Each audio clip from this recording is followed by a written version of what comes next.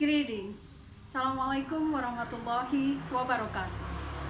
Hi, my name is Pepi Siti Faturahmah, and this is my privilege to meet all of you and share some points about literature. In this session, I really would like to share one of my favorite poems. Title is The Rime of the Ancient Mariner, written by Samuel Taylor Coleridge. The poem is a very long poem. There are 7 parts in the poem, and there are many stanzas. What I love from this poem, there are kind of the poetic devices. We have rhythm, rhymes, the assonance, the consonants, and etc. When we are talking about the rime of the ancient mariner, we are talking about a kind of ballad, a poem which has setting, characters, and then plot. And this is a very good poem for you to read. Well, the ancient mariner is a voyage of a crew of people. It's around 200 people, and it begins. It is an ancient mariner, and he starts one of 3 by thy long gray beard and glittering eye. So this ancient mariner, the mariner is an old man. He has a very long beard and gray, the color is gray. And the important thing from him is the glittering eyes. He could stop one of the wedding guests to hear the story about his voyage. The wedding guest tries again to get out of hearing the story, but the mariner holds him spellbound with his eye. He begins. There was a ship. The ship was cheered, the harbor clear. Merrily did we draw. Below the kirk, below the hill, below the lighthouse top. Well, that was kind of the beginning of the voyage. Then the mariner launches into the story of the storm. He experienced the storm, a very strong storm that brought him and the crew to South Pole. And in that one, the ice was all around. There was only sound that they heard is about the ice cracking all around the ship. Nor shapes of man, nor beast we can. The ice was all between. The ice was here, the ice was there. The ice was all around. Well, that was the silence. The silence and lack of life is broken by the appearance of an albatross. And the crew hails as if it were a Christian and believes to be a sign of good luck. So the crew feed the bird and play and also visit them to eat. And then the whole sailors were rejoiced with the coming of the albatross. And this is connected with the natural and supernatural. And the sailor is good luck, and that means connection with God. But there is no reason the mariner shot the albatross. And in the poem, cross an albatross, through the fog it came, as if it had been a Christian soul. We held it in God's name. The albatross did follow, and every day for food and play came to the mariner's hollow. With my crossbow, I shot the albatross.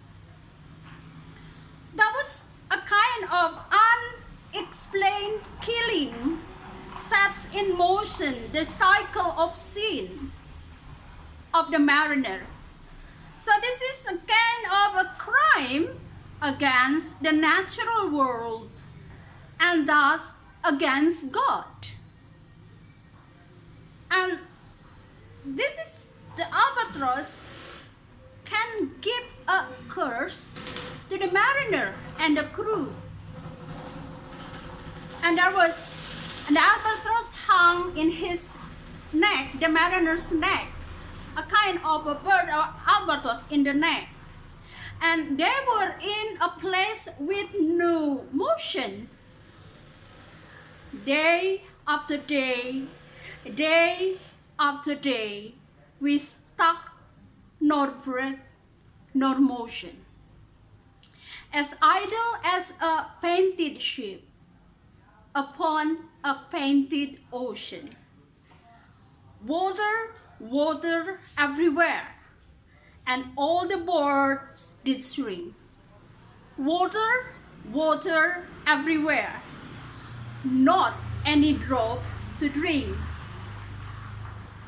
And then the curse continues. All the crews died. The souls did from their bodies fly. They fled to bliss or woe, and every soul it passed me by, like the whiz of my crossbow. And then there's also spirits coming from nowhere, female spirits. Something in the sky.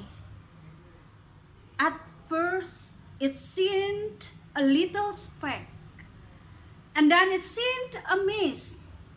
It moved and took at last a certain shape.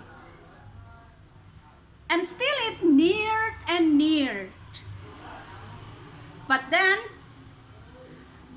the mariner tried to pray and regrets his sin.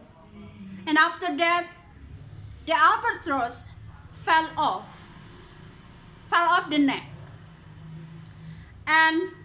But still, the mariner was alone because all of his friends died. His body dropped not down. Alone, alone, all alone. Alone on a wide, wide sea. And never a saint took pity on my soul in agony. Well, that was kind of the curse of the dead man's eyes.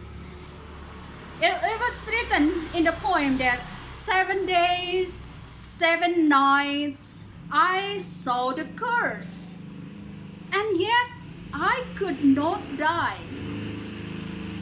Well, this is a kind of symbol of the moon and the sun of the poem. It has very important meaning of the moon, especially connected with the natural and supernatural.